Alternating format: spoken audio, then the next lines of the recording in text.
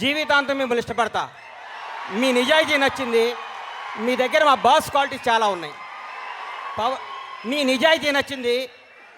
మీలో అణువణువున మా దేవుడు క్వాలిటీస్ ఉన్నాయి కాబట్టి సభాముఖంగా మిమ్మల్ని క్షమాపణ కోరుకుంటున్నా.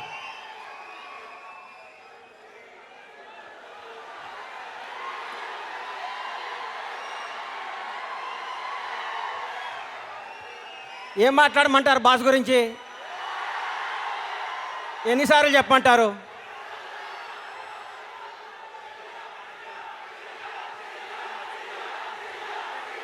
ఒక 5 నిమిషాలు మీరు ఆగాలి, నా మాట వినాలి. దయచేసి నా మాట వినాలి ప్లీజ్ ప్లీజ్. ఆయన ఏమవుతారో మనకి తర్వాత కాలం సమాధానం చెప్తుంది. మనం ఇప్పుడేం మాట్లాడద్దు. పైన భగవంతుడు నిర్ణయిస్తాడు ఆయన ఏమవుతాడు. పవన్ కళ్యాణ్ గారు ఎలాంటి వాడు అంటే ఏం చెప్పమంటారు? కళ కోసం కాదు ప్రజల కోసం అని మహాకవి బళ్ళారి రాఘవ అన్నాడు. అలాంటి ఆయన చెప్పమంటారా? స్వరాజ్యం నా జన్మ హక్కు, దాన్ని సాధించి తీరుతానన్నాడు బాలగంగాధర్ తిలక్. అలాంటి ఆయన చెప్పమంటారా?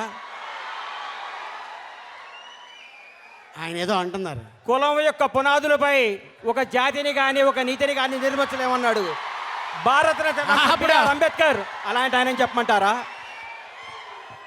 భారతదేశానికి హిందూ ముస్లిం 2 కళ్ళు అన్నాడు సర్ సయ్యద్ అహ్మద్ ఖాన్. అలాంటి ఆయన చెప్పమంటారా? అవసరమైతే చిరిగిన చొక్కా తొడుక్కోండి కానీ మంచి పుస్తకం కొనుక్కొని చదువుకోండి అన్నారు కందుకూరి వీరేశలింగం పంతులు. అలాంటి ఆయన చెప్పమంటారా? ఆర్య సమాజం నా తల్లి, వైదిక ధర్మం నా తండ్రి అన్నాడు లాలా లజపత్ రాయ్. అలాంటి ఆయన చెప్పమంటారా?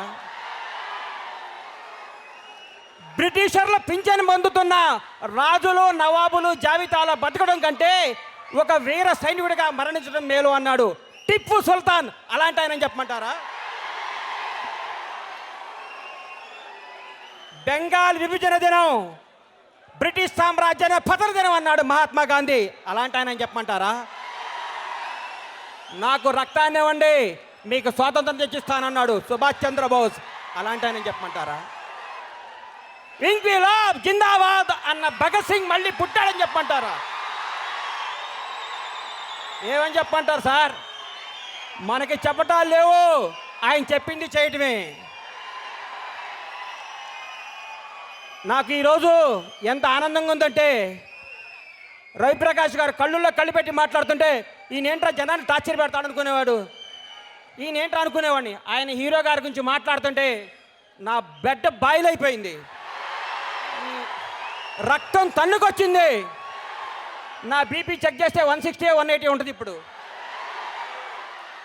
ఐ లవ్ యూ రవిప్రకాష్ గారు. మీలాంటి నిజాయితీ పనులు ఆయన వెనకాల ఉండాలి. తెలుగు రాష్ట్రాలకి మంచి జరగాలని మనస్ఫూర్తిగా కోరుకుంటూ my name is Bandla Ganesh, my god is Pawan Kalyan. Thank you. Subbu, నీకు తెలుసా నాకు ఎర్లీ మార్నింగ్ ఒక కళ వచ్చింది. నువ్వు నన్ను జ్యువెలరీ షాప్కి తీసుకెళ్ళి వడ్డానం కొనిచ్చావంట. ఏ టైంకి? గుర్తులేదు సుబ్బు, 5 అనుకుంటా. అదే మరి 5కి మీ బాబొచ్చి బిల్లు కట్టినట్టు నాకు కాల్ వచ్చింది.